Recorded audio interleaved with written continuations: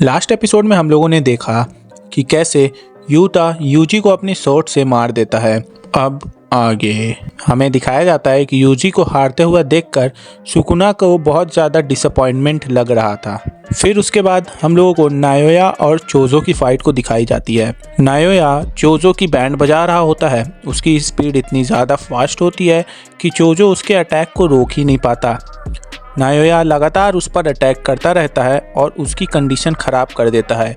इतने पंचेस खाने के बाद चोजो सोचता है कि इसकी स्पीड बहुत ही ज़्यादा है, मुझे समझ नहीं आ रहा है कि ये कौन सी टेक्निक यूज़ कर रहा है। नायोया इतनी प्रेशर बना रहा होता है कि उसकी गार्ड डाउन करने का मौका ही नहीं देता। चोजो का आउटर ब्लड मैनिपुलेशन भी काम नहीं कर रहा होता है। नायोया एक स्ट्रॉन्ग पंच मारता है और चोजो पिलर तोड़ता हुआ पीछे गिर जाता है, लेकिन इतनी बुरी कंडीशन के बाद भी चोजो फिर से खड़ा हो जाता है। नायोया कहता है, तुम काफ़ी टफ हो, आखिर तुम हो कौन? चोजो बोलता है, मैं 10 भाइयों का भाई हूँ।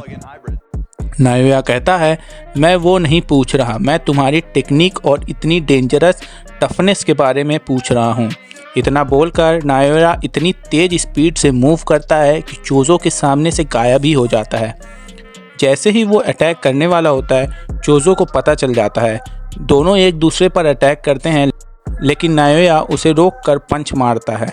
नायोया शॉक हो जाता है कि चोजो को उसकी मूवमेंट कैसे पता चल गई। फिर भी वो लगातार अटैक करता रहता है। तब नायोया समझ जाता है कि चोजो flowing red cycle technique use कर रहा है, जिसमें वो अपनी पूरी पावर आइस की मसल्स पर फोकस करता है, जिससे वो मूवमेंट देख पा रहा होता है। नायोया अपने साथ नाइफ लाया होता है और चोजो को इंजर कर देता है। वो कहता है, सॉरी, मैंने स्टार्ट से ही काउंटर अटैक करने वाला था, तुम काफ़ी टफ थे इसलिए वेपन का यूज़ करना पड़ा। वैसे भी तुम ब्लड मैनिपुलेशन यूज़ करते हो, ब्लीडिंग रोकना तुम्हारे लिए इजी होगा, राइट? चोजो कहता है, ओह, तुम वेपन लेके घूमते हो? नायोया बोलता है, हाँ, एक सॉर्सरर को हमेशा रेडी रहना चाहिए। फिर वो अपने सिबलिंग्स के बारे में बोलता है। वो उन्हें हेट करता है और कहता है कि उन्हें मर जाना चाहिए। चोजो बोलता है, शायद तुम अपने भाइयों की वजह से ही यहाँ तक पहुँचे हो, तुम्हें उनका इंसल्ट नहीं करना चाहिए। ये सुनते ही नायोया घबरा जाता है और भाग जाता है, जो सही होता है क्योंकि वहाँ ब्लड की फ्लड आ जाती है। नायोया समझ जाता है कि अगर वो ब्लड को टच कर गया तो ख़त्म हो जाएगा। यहाँ हमें अमेजिंग एनिमेशन देखने को मिलता है और पता चलता है कि चोजो एक डेथ पेंटिंग वॉर्म है, कर्स और ह्यूमन का हाइब्रिड। जब तक उसके पास कर्स एनर्जी रहेगी वो मरेगा नहीं।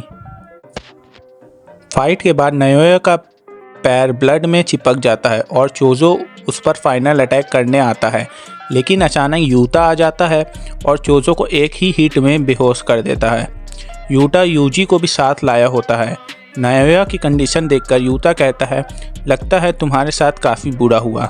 नायोया कहता है कि उसे नीचा न दिखाए, लेकिन तभी उसके मुंह से ब्लड निकलने लगता है।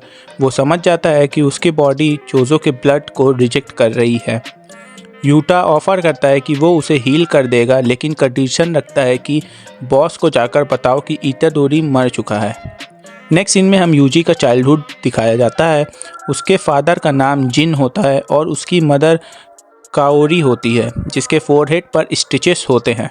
प्रेजेंट में यूजी होश में आता है और यूता उसे बताता है कि उसका एक्सिक्यूशन सिर्फ एक एक्टिंग था। यूता ने यूजी को मार कर तुरंत रिवर्स कर्स टेक्निक से हील कर दिया था। फिर गोजो का फ्लैशबैक आता है, जहां वो यूता से कहता है कि अगर उसे कुछ हो जाए तो यूजी का ख्याल रखना। यूता यूजी को बताता है कि ये सेकेंड टाइम है जब वो मर कर जिंदा हुआ है। अब दुनिया के लिए यूजी का एक्सिक्यूशन कंप्लीट हो चुका है।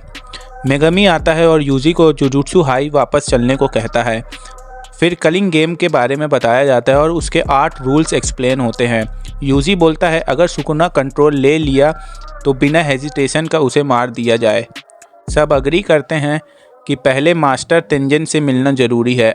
आखिर में तेंजन खुद अपीयर हो जाता है और कहता है, तुम लोग जा ही रहे थे। तो यहीं पे एपिसोड नंबर 2 ख़त्म हो जाता है एंड हम लोगों का कलिंग गेम का आर्क स्टार्ट हो जाता है। तो मिलते हैं एपिसोड नंबर 3 में। तब तक के लिए bye, take care and love you all.